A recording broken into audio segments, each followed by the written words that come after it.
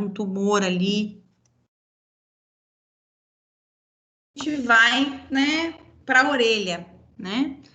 Em relação à orelha, a gente tem que observar, né, e avaliar se essa orelha está na simetria, né, se ela existe alguma lesão, se a coloração dela está de forma, né, normal, se está saindo alguma secreção de dentro, né, do ouvido, se tem algum corpo estranho, né, se tem processo de sangue.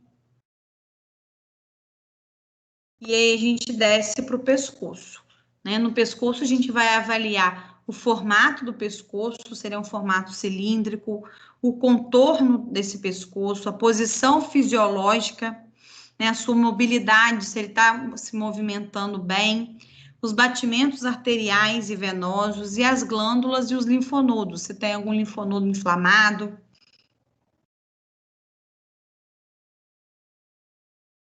E aqui, relacionado aos gânglios, né, o que a gente deve observar? O seu tamanho, o seu número, né, a forma e a delimitação, a sua consistência, a sua mobilidade, a sua sensibilidade e a sua localização. E aí a gente observa também a glândula tireoidiana, né, a glândula da tireoide. Então, para a gente fazer o exame adequado, a gente vai o quê? Empurrar a traqueia, né, com uma mão e posicionar a outra mão entre a traqueia e o esternomastoide, né, no sentido da tireoide, né, e ela vai se mover quando o paciente deglute, né, avaliando o seu tamanho, a sua consistência, a sua sensibilidade, a sua superfície, a sua mobilidade.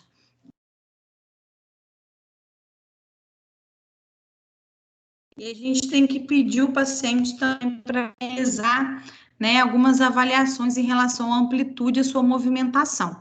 Né, como não mostra a figura aqui, né, ela nos indica com uma seta, né, a primeira figura, né, o paciente em posição, né, normal, né, ereta. A segunda, já o paciente hiperestendendo o pescoço, né. A terceira, o paciente já está, né, colocando, geralmente encosta o queixo, né, aqui no, o queixo, né, como que fala, gente, o nome? O queixo aqui logo abaixo do pescoço. Né, a gente vai observar, pedir o paciente para virar de costas e observar, né, a parte lateral aí, as costas, se está na posição, né, correta, se tem alguma alteração. E a gente vai pedir o paciente para, né, colocar o pescoço, né, virar ele de um lado e do outro, quando mostra aqui a seta, como nos indica aqui.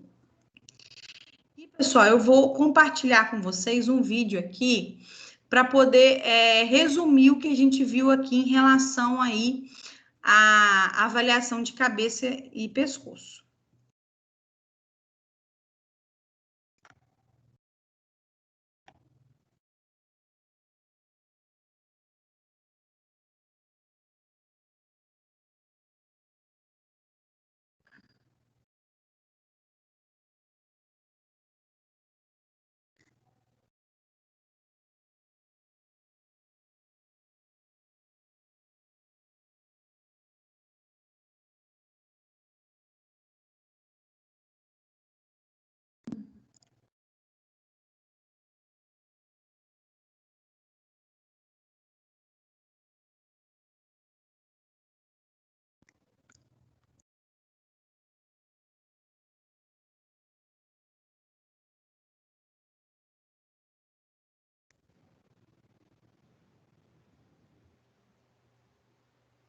Vocês estão vendo a imagem? Posso soltar o vídeo? Vocês estão vendo? Tô sim. Falou. No meu tá não, tá preto. Tá vendo? Tá? Eu tô vendo. Vou soltar aqui, ver se vocês vão ouvir. Este é o segundo programa da série Entrevista e Exame Físico. Aspectos fundamentais para a avaliação diagnóstica de enfermagem no adulto. Veremos os principais procedimentos propedêuticos do exame da cabeça e pescoço. Vamos tratar também de assuntos de extrema importância, como avaliar o grau de consciência de um paciente, classificar o coma, segundo a escala de Glasgow, e abordar alguns aspectos do exame neurológico. A semiotécnica da cabeça compreende o exame do crânio e da face. O exame deve ser iniciado pela observação da posição da cabeça, que deve estar ereta, em equilíbrio e sem movimentos anormais. As alterações da postura podem indicar doenças do pescoço ou das meninges. Deverá ser observado o tamanho, que varia com a idade e o biotipo. Alterações como microcefalia ou macrocefalia podem estar presentes. Deverão ser observadas alterações como lesões localizadas, cistos sebáceos e hematomas no couro cabeludo. Avaliar também características dos cabelos, como distribuição, quantidade, alterações na cor, higiene e presença de parasitoses no couro cabeludo.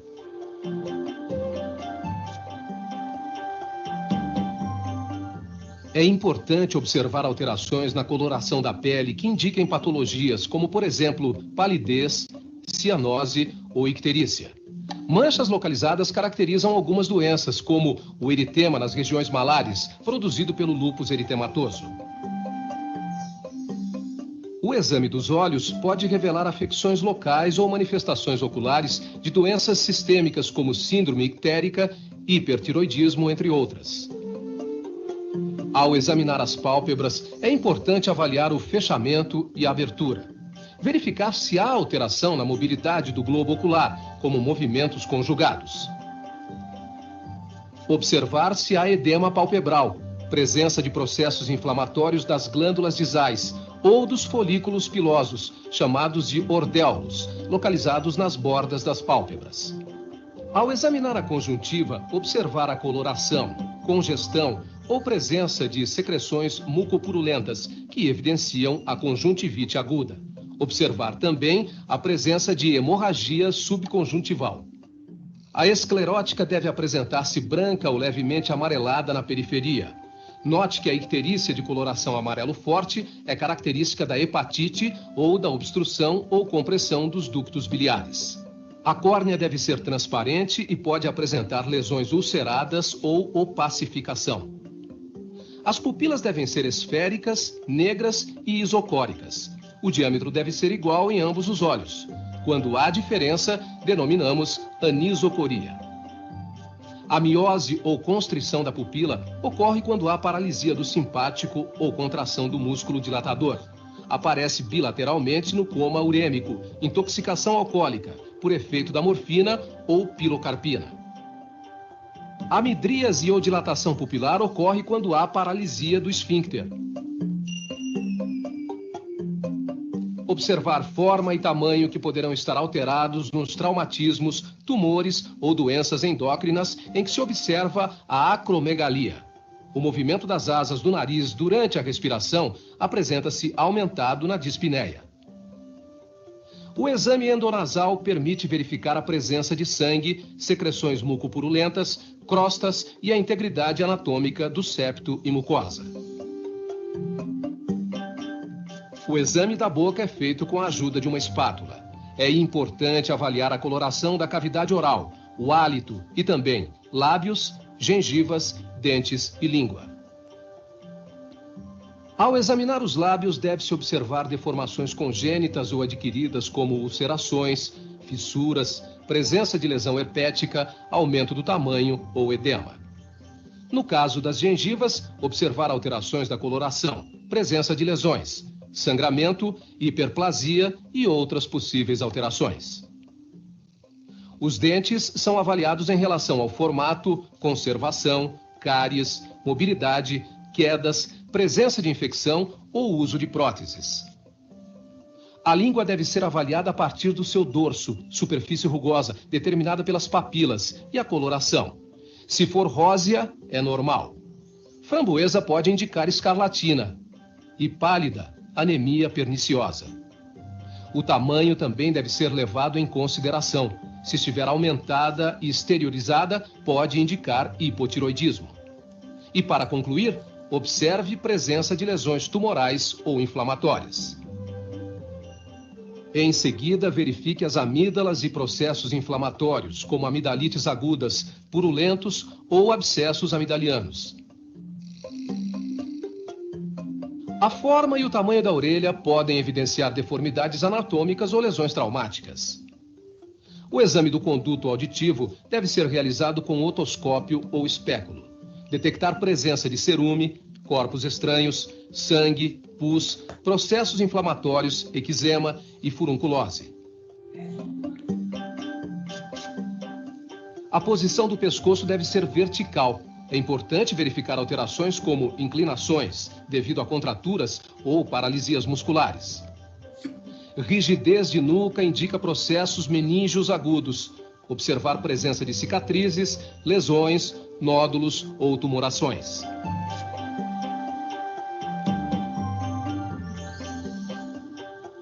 A glândula tireoide normalmente não é visível.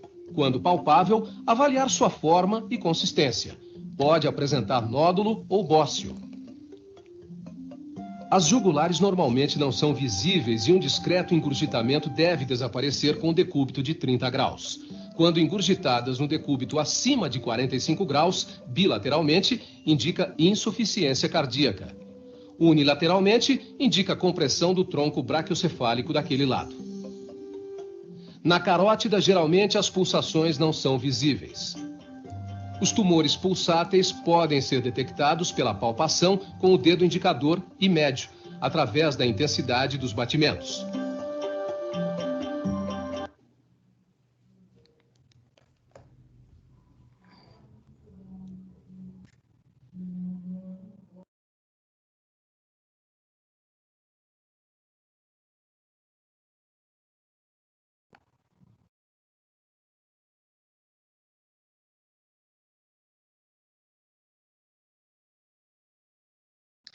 Pessoal, vocês estão me ouvindo?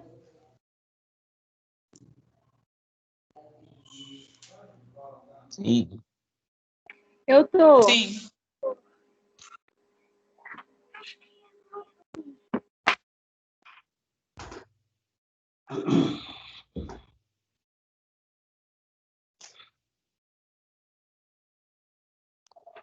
Pessoal, então, né, gente, só esse vídeo eu quis trazer para vocês, somente para ilustrar o que está sendo falado, que eu acho que a gente sempre tem que mostrar, né, não só falar, porque senão fica uma coisa, assim, muito abstrata, né? E aí, a gente vai dar prosseguimento aqui.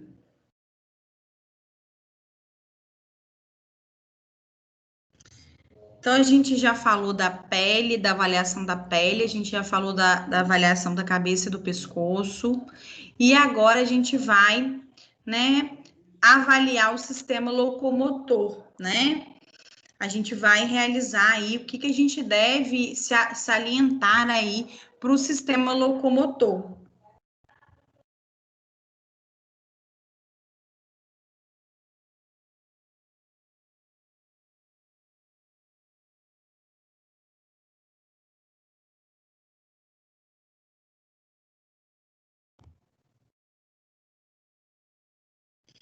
Então, dentro do sistema locomotor, pessoal, a gente tem que avaliar a marcha do paciente, a sua postura, né? Então, dentro da avaliação aí da marcha, da postura, a gente vai avaliar a inspeção estática e a dinâmica. O que é a inspeção estática e a dinâmica? É o paciente, né, se movimentando, andando e o paciente parado, né? Nós vamos observar se existe alguma postura inadequada, né, que podem ser resultantes de alterações na estrutura do esqueleto, dos músculos ou dos ligamentos, né, levando-nos aí a deformações, né, a deformidades.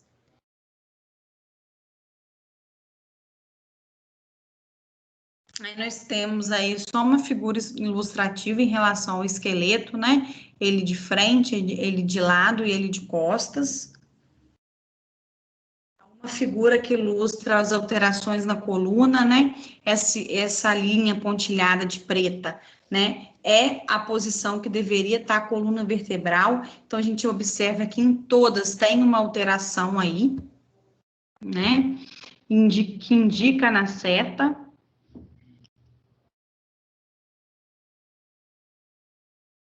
A avaliação dos membros inferiores, né? A gente já, logo no pisar, né, do paciente, a gente já consegue observar, né? Tem pacientes que têm aquela pisada, né? Com os pés para dentro ou com os pés para fora, e isso ocasiona o quê? Isso ocasiona em malformações, né? Em lesões, né? Então, a gente pode ter acometimento de lesão de joelho, de quadril, quando a gente não tem uma marcha correta, né? Uma forma de pisar correta. Tem o formato dos pés, né? A avaliação dos pés, como indica aqui nessa figura, né? Quando às vezes o pé, né? O contorno do pé, ele é mais voltado para dentro.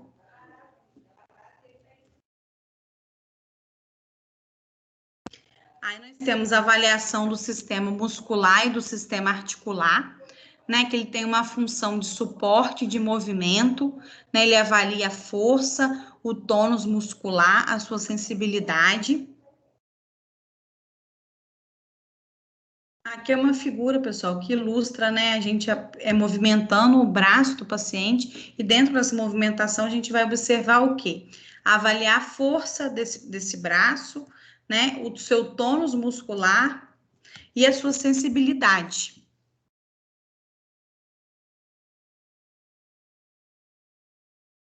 E aí, pessoal, eu trouxe também um vídeo para ilustrar, né? Porque falando assim, a gente, né, tem que falar e também a gente tem que ver para poder a gente se apropriar melhor do conteúdo. Eu vou compartilhar aqui com vocês, aí se vocês não estiverem vendo, vocês me falem.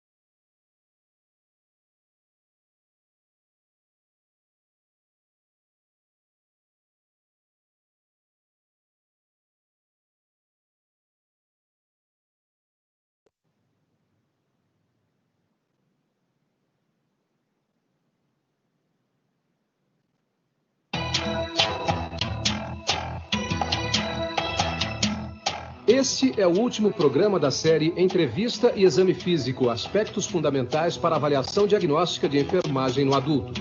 A seguir, veremos os procedimentos propedêuticos que devem ser realizados durante o exame do aparelho locomotor. O exame do aparelho locomotor baseia-se na inspeção que é possível ser feita logo no primeiro contato com o paciente, ou seja, no instante em que ele entra na sala de exames. Nesse momento, é possível fazer uma avaliação preliminar de deformidades e marcha. Em seguida, deve ser realizada a palpação. E, por fim, a avaliação do grau de mobilidade, comparando bilateralmente cada área.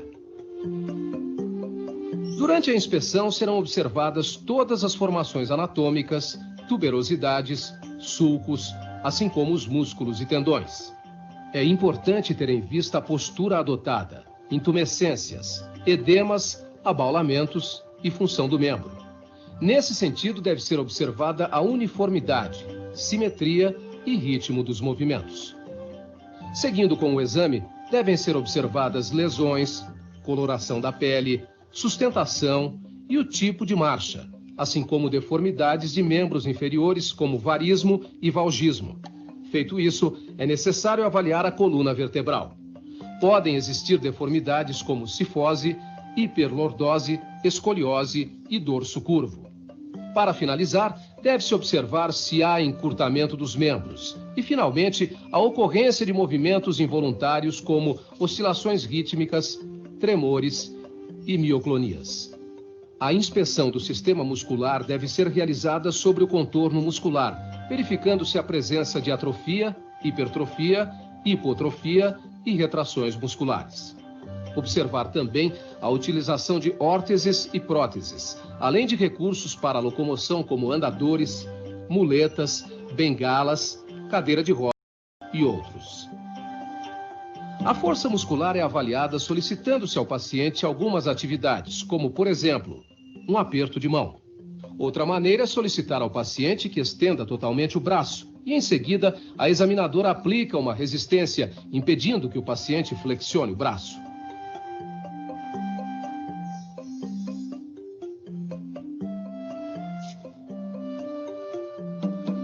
Para os membros inferiores, é aplicada uma resistência na região do tornozelo e solicitado ao paciente que tente levantar o membro. A sensibilidade é avaliada quanto à sensação térmica, tátil e dolorosa, em diferentes pontos, de acordo com a distribuição dos dermátonos. A palpação é realizada nas partes moles e ósseas para detectar alterações álgicas, crepitação e estalido.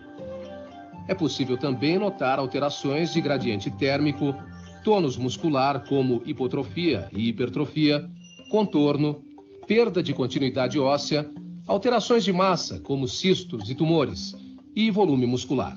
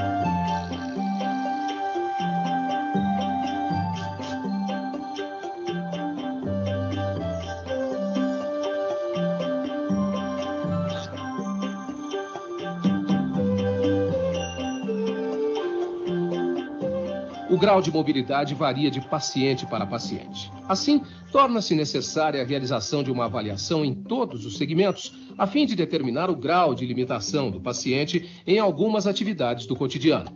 Vejamos a seguir alguns procedimentos, cuidados e orientações para realizar esta avaliação. Para avaliar a extensão, mover a cabeça como que olhando para o teto. Flexão, encostar o queixo na face anterior do tórax. Rotação lateral, rodar a cabeça de um lado para o outro, de modo que o queixo se alinhe ao ombro. Inclinação lateral, peça ao paciente que tente tocar a orelha no ombro, formando um ângulo de 45 graus. Para a rotação externa e abdução, tentar alcançar por trás da cabeça a borda superior da escápula contralateral. Já para a rotação interna e adução, ele deve tentar alcançar o acrômio contralateral com o braço passando pela face anterior do tórax. Para a extensão, abduzir o braço a 90 graus. Vejamos agora como examinar o cotovelo. Vamos começar com a flexão. Flexionar o cotovelo do paciente tentando tocar o ombro com a mão. Para a extensão, estender o braço até o limite dado pela fossa olecraniana.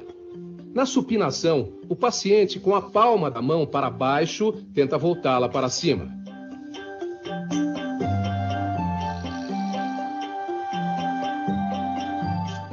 Na pronação, o paciente está com a palma da mão voltada para cima e tenta virá-la em direção ao solo.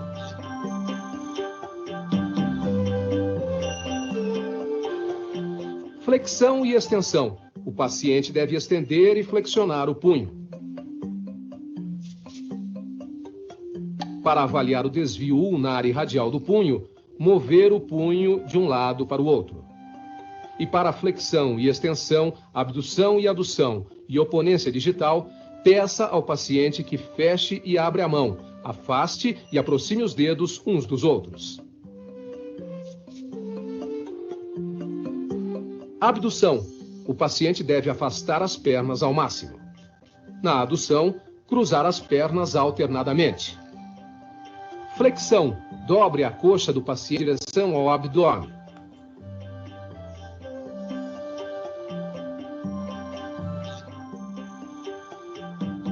Para a rotação interna e externa, girar a perna na direção medial e lateral.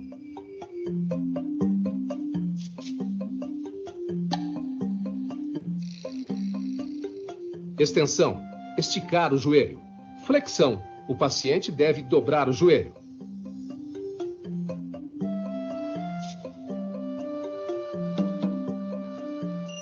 Rotação interna e externa. Rodar o joelho na direção medial e lateral.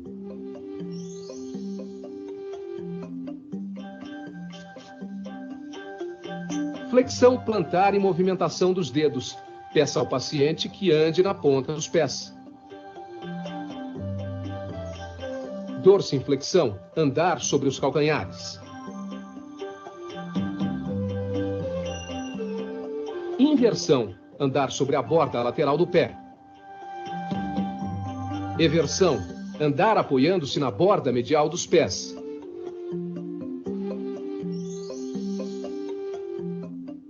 Flexão, com os joelhos eretos, peça ao paciente que se curve para frente ao máximo. Extensão, ele deve tentar curvar-se para trás o máximo que conseguir. Inclinação lateral, o paciente deve inclinar-se do lado direito e esquerdo. Rotação lateral, com o tronco fixo, ele deve girar a pelve de um lado para o outro.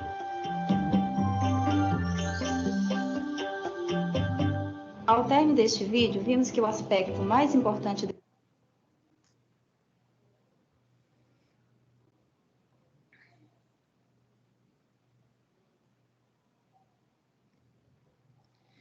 Pessoal, vocês estão me ouvindo?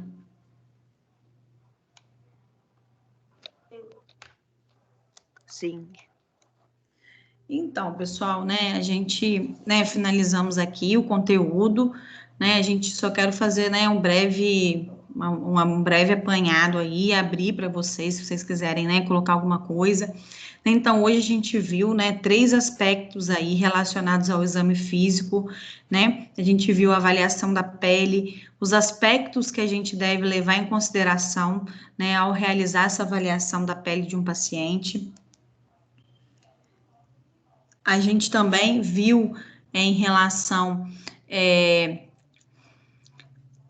à avaliação da cabeça e do pescoço, né, o que a gente deve levar em consideração e alguns achados de anormalidade, né, o que a gente, para a gente saber o que é anormal, a gente antes precisa de saber o que está normal, né, então a gente precisa avaliar tudo, né, não tem jeito.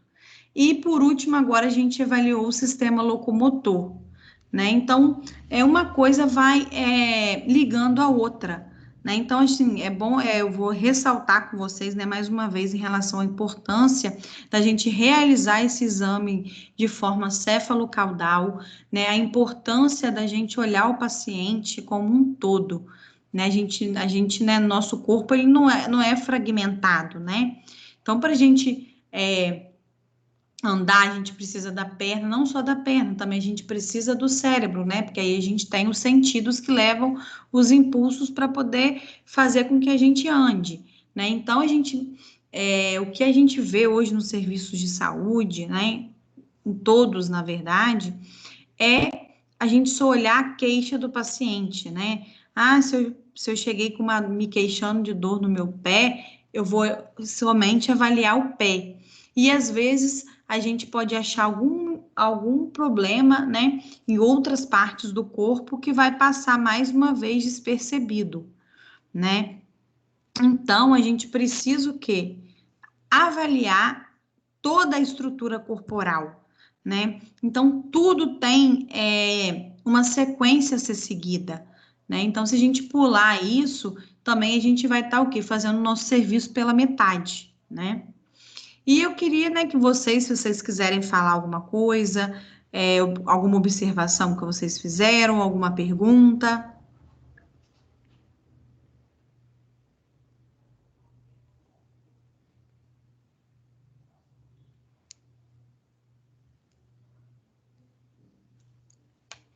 Vocês querem fazer, pessoal, alguma pergunta?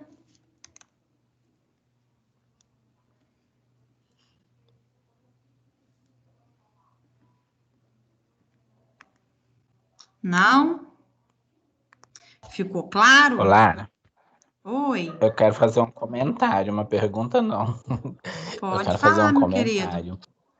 Quando você Sim, disse sobre essa anamnese aí, de olhar, né? Porque, na verdade, às vezes, quando a gente chega para fazer uma consulta, a gente fala da dor e nem sequer pro pé a pessoa olha, só passa remédio para dor e tchau. sim, Normalmente é assim, é uma exatamente. situação muito difícil. Eu tô E falando que aí a esses dias gente, atrás, eu mandei meu irmão no médico aqui, do postinho do bairro. E, infelizmente, a situação foi tão chata, porque a doutora olhou para ele, eu, tipo assim, queria que ele fosse na consulta, né? E fosse bem atendido. Infelizmente, a doutora quase praticamente colocou ele para correr por causa do Covid, sendo que tinha tanta coisa para ele falar e não pôde falar nada, entendeu? sim, e até, né, igual essa questão, vou até, né, entrar nessa questão que você falou, né? O COVID. Então, muitas das pessoas, elas estão utilizando o COVID, né, como Aham. uma válvula aí de escape. Em que sentido? A gente só vai atender suspeita de COVID, né? Então, desde agosto, isso mudou, né? Desde agosto, foi solicitado que volte, né, as consultas, né, eletivas, né? Porque se observou que nem todo mundo tá morrendo também só de COVID, não existe só COVID no mundo, né? Então, os Uhum. pacientes que têm pressão alta estavam o quê? Se agravando devido à pressão alta, porque não estava fazendo o acompanhamento que precisava, né? Aparecia também outras doenças que esses pacientes não podiam tratar, porque também não tinha como tratar, porque não estava tendo atendimento para eles. Então, se observou que a gente estava tratando o COVID, esquecendo que existiam outras doenças também, né? E é a questão, né, de olhar o paciente como um todo, né? Então a gente observa que nem todo atendimento ele é resolutivo, né? E às vezes Não aquele tem outro. paciente, quando ele não é examinado, né, não é realizado um exame nele e direto é passado uma medicação, pode ser que ele aquele problema dele vai ser sanado de forma momentânea, mas pode ser também que ele vai ingerir um medicamento que não vai fazer efeito, depois vai bater na sua porta de novo para um novo atendimento, né? Isso vai o quê?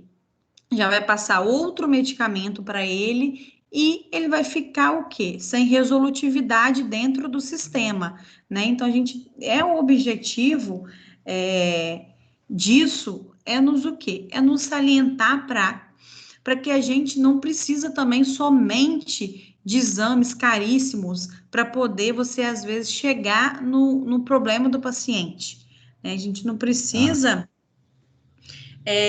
de fazer uma tomografia, né? Às vezes para você ver um problema que você consegue ver no exame físico. Então, o que está acontecendo é o quê? É um pouco de descaso também, né? As pessoas não querem perder tempo, né? Porque esses exames, eles fazem o quê? Né? A gente toma o nosso tempo, não é uma perda de tempo. Né? A gente vai gastar um tempo a mais ali, mas a gente também vai ter uma resposta positiva. Lara, é um exemplo de uma doença assim silenciosa e que muitas das vezes, quando a pessoa descobre, já está no estado bem assim, é, bem mais difícil de tratar e já transmitindo, é a hanseníase, entendeu? Porque se fosse examinado, se fosse feito, né, o Isso que tinha que aí. ser feito, principalmente pelo enfermeiro no bairro, ou pela equipe, né, de enfermagem do postinho do bairro, resolveria muito mais a situação do paciente e curaria a doença muito antes dela se progredir, entendeu? Exatamente, porque a hanseníase, ela você consegue diagnosticar no exame físico, né? Não No precisa exame de muita físico. coisa, não precisa de muita coisa para você realizar um diagnóstico aí de Com teste de hanseníase. sensibilidade, né? Eu tô Oi? falando isso porque tô falando isso porque eu trabalhei com hanseníase e a gente observava muito isso. Sim, Diagnóstico tardio. é o Hanseníase. gargalo da hanseníase, isso aí. Aham. Porque por isso que tem pessoas que falam assim, nem existe essa doença mais.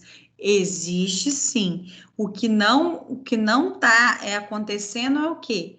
É um exame físico qualificado para você diagnosticar a doença. Uhum. Exatamente. Às vezes uma simples manchinha, né? Ela tem um significado enorme. Exatamente. O que a gente vê é muitos profissionais que não conseguem, não sabem também diagnosticar, né? E é aquilo que eu sempre falo, pessoal. A gente não tem que se basear somente na queixa do paciente, né?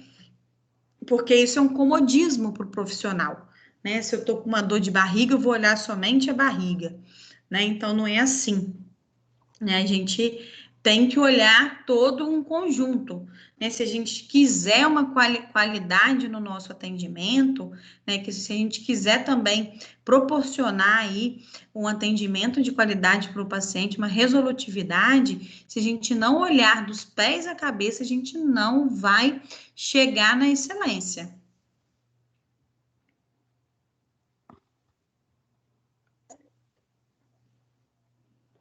Alguém quer colocar mais alguma coisa, uma observação?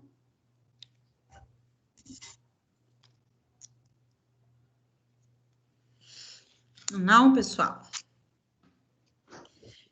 Então, pessoal, né, a gente encerra, né, a nossa